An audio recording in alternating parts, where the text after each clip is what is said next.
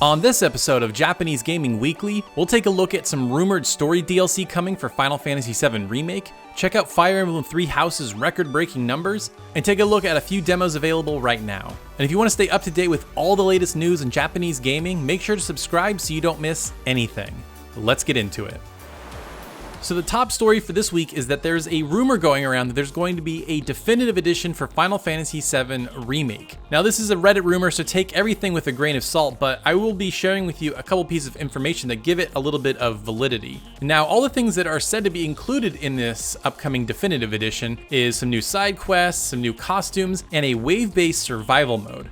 And of course, for the next gen versions, they'll have enhanced visuals and it'll run a little bit better. But the big thing that I want to talk about is the new side story content. Now, there's a lot of rumors about what it could be, but the thing that I think it's gonna be is a side story about Tifa. Now, the reason why I say that is because in the Final Fantasy VII Remake Ultimania book, it talks about a cut side story sequence about when Tifa ended up going to Don Corneo's place, or how she ended up going there, and how she cut her dress and all these things. And it would also let you explore the bottom floor of the Avalanche HQ, which we never got to do in the main game. Now, on top of that, the other reason that I think this lends a little bit of credence is because Britt Baron and Erica Lindbeck, who play Tifa and Jessie respectively, made some social media posts recently of them recording in a booth together. Unfortunately, those have since been deleted and I couldn't grab any screenshots of that. But that would make a lot of sense, you know, if Tifa and Jessie are hanging out at Avalanche, it would make sense that they would be recording this new dialogue for this upcoming DLC. But, you know, this is all rumors right now and we probably won't know too much more because the exclusivity deal for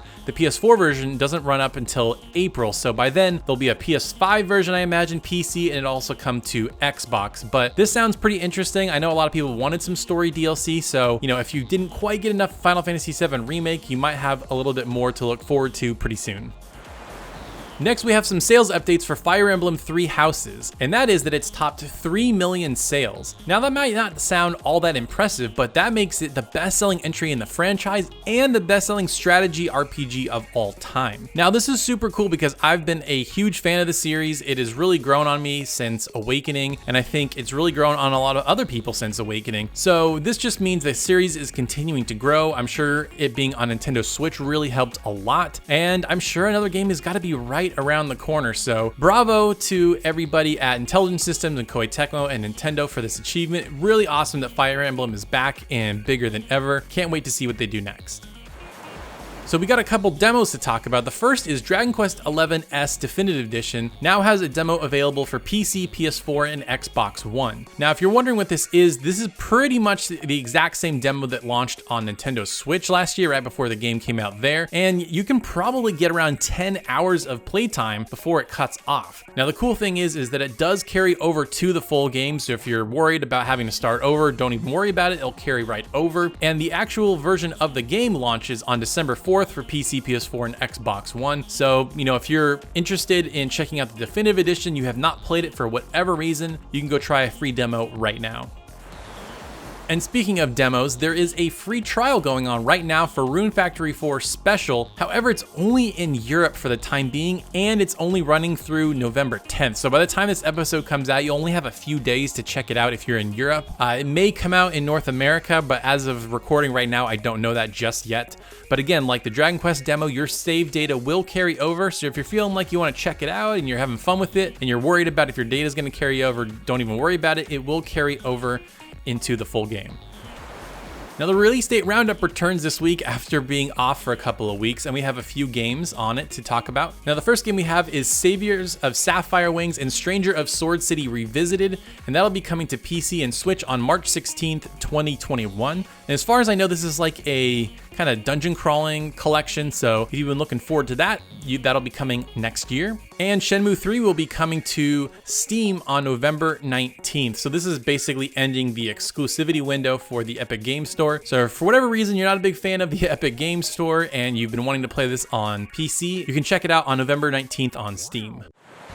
Now for game deals this week, it's a little bit odd, so let me kind of run you through it a little bit. Now the first one is Yakuza Like a Dragon. Now $50 doesn't seem like much of a deal, but that game's not out yet, so it has a $10 launch window discount, which is really awesome, and I've been having a ton of fun with that game. I have an early copy of it, and there's probably going to be a review on this channel coming out pretty soon today, so definitely go check it out. Definitely worth 50 bucks. Now there's a couple digital sales going on. So on the PlayStation Store, you can grab Fairy Tail for $41.99, and it's also on the Switch eShop for $41.99. However, I would highly recommend the PS4 version as it doesn't run well on Switch. And Sakura Wars has a digital deluxe version on sale for $47.99.